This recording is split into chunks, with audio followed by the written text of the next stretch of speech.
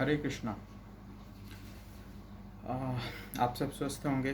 फिर से एक बार स्वागत एक नए मुद्दे के साथ।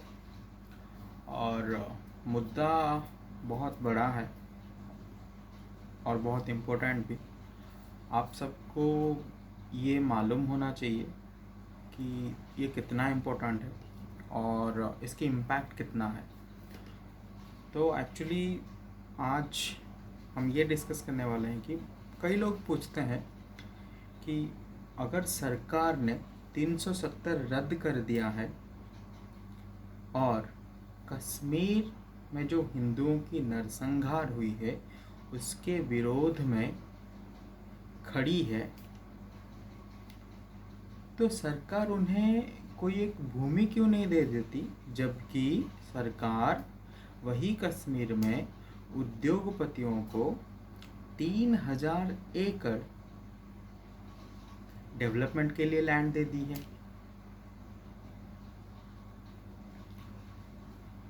तो दुख के साथ ये कहना पड़ता है कि जो लोग ये सवाल पूछते हैं, आपको तर्क या न्याय का पूरा ज्ञान नहीं है, आपको भू राजनीति में कोई इंटरेस्ट नहीं है, या आप जो क्वेश्चन पूछ रहे हो वो कोई कुतर्क का हिस्सा है या कुप्रपंच का हिस्सा है।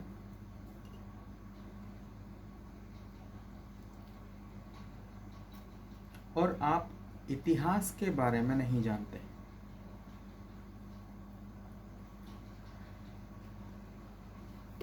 तो ठीक है, आप भी मेरा जवाब सुनिए कि आपने जो जिसके मन में ये क्वेश्चन आता है कि अब तक क्यों नहीं,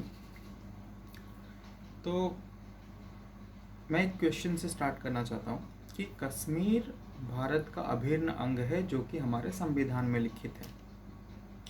तो 2019 से पहले ये उद्योगपति वहाँ पे इन्वेस्ट क्यों नहीं कर पा रहे थे? इतना ज़्यादा हंगामे वही कश्मीर में क्यों हो रहे थे? मैं बताऊं, क्योंकि वहाँ अलगाववाद था, क्योंकि वहाँ बैड मोटिवेटर्स थे। तो अभी जो उद्योगपतियों को ज़मीन दी हुई है, एक्चुअली क्या होगा, वहाँ पे डेवलपमेंट होगी, जॉब्स क्रिएट होंगे। जो आप इतना चिल्लाते हो कि जॉब्स क्यों नहीं है, जॉब्स क्यों नहीं है, जॉब्स क्यों नहीं है, तो वहाँ पे जॉब्स मिलेगी, लोग जाके वहाँ पे नौकरियाँ करेंगे। और जो बंदा कल 10 रुपये ना कमा के बैड मोटिवेटर्स के चक्कर में जाके आतंकवादियों से मिल जाता था, वो बंद हो जाएगा। वो अपनी कमाई का खुद खाएगा, रोजगार उसको खुद मिल जाएगा, उनकी प्रपंच में वो नहीं आएगा। And that's 370 for you, and that's the abrogation of 370 for you, and this is the summary. और ये पहला स्टेप है सीढ़ी का। 370 हटाना, 35A हटाना इज द फर्स्ट स्टेप। सीढ़ियाँ बहुत चढ़नी है ऊपर, ये तो पहला ही स्टेप था और आप तो पहले स्टेप में ही घबरा गए एक 2.2 आवर्स एंड 15 मिनट की फिल्म देख के। और न्याय की बात करते हैं तो फिर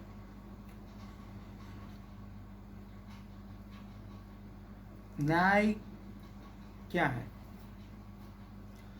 जिसने अपनी जमीन खो दी और सरकार ने उसको और एक नई जमीन दे दी, ये न्याय है? या जो अवैध कब्जा किए हैं, जो हत्यारे हैं, उनसे सब कुछ वसूला जाए, उनको दंडित किया जाए, और जो जो उन्होंने अवैध कब्जा किया हुआ है उनसे उनको हटाया जाए, और जो पीड़ित हैं उनको वही हिस्सा दिया जाए जो वो हिस्सा जो वो खो दिए थे इन्हीं अलगाववादियों के चक्कर में, जो उनकी विरासत थी, जो उनकी पूर्वजों का निशानी था।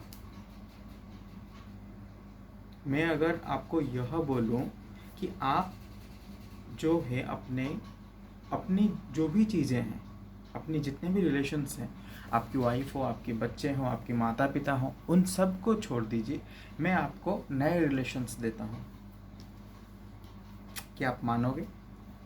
नहीं ना।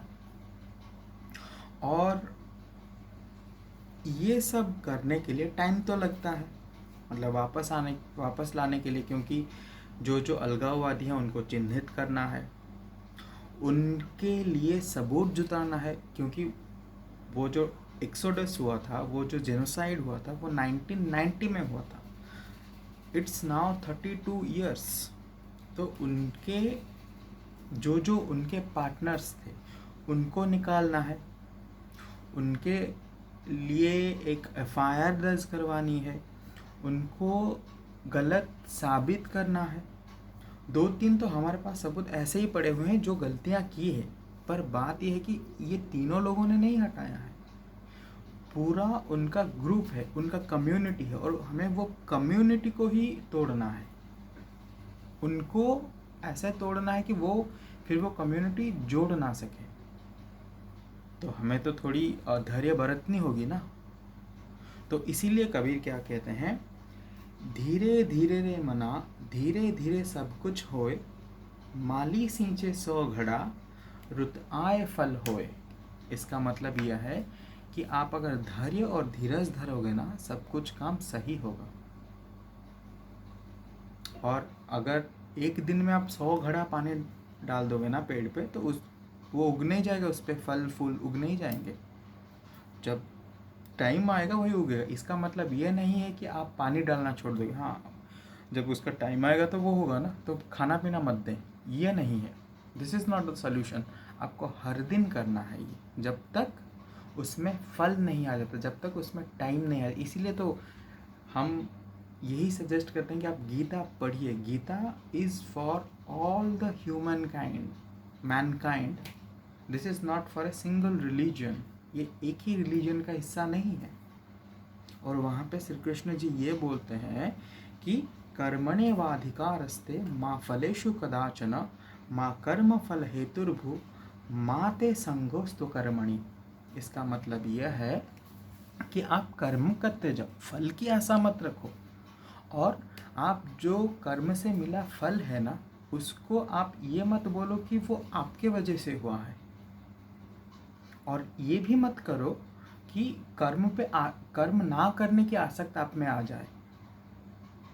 हाँ ठीक है, मुझे तो जब मिलेगा मिलेगा, ये नहीं, परिश्रम करो आप, फल पे इच्छा मत जताओ। That's it.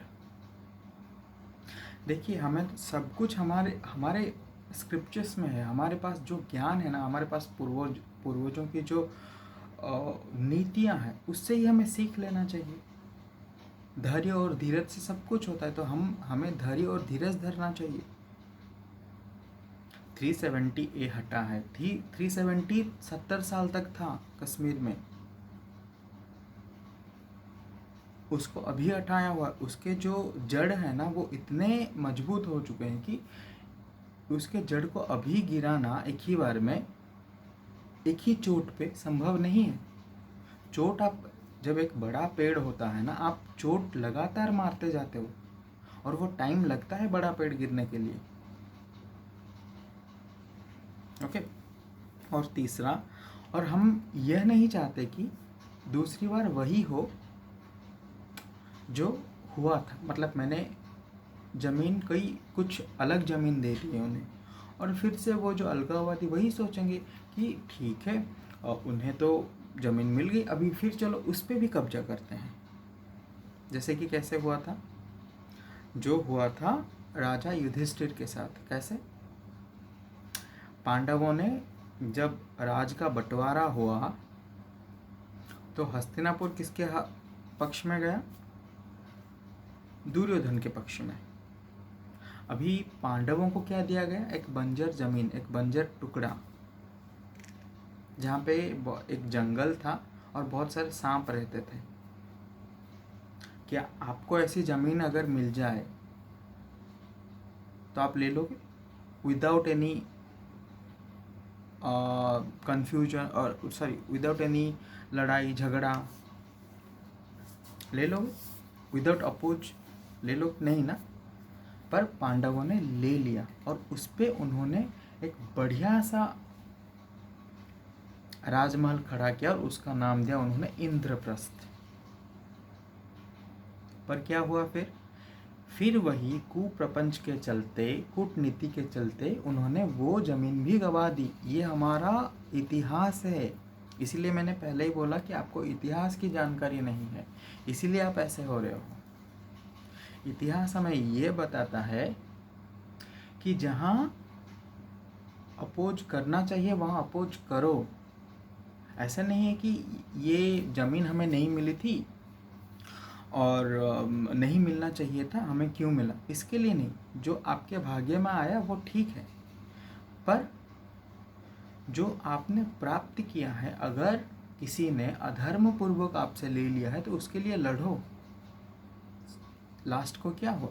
युद्ध ही हुआ, महाभारत। वैसे ही श्री राम जी भी क्या किए थे? रावण को मुक्त करने के लिए उन्होंने 14 साल का वनवास लिया।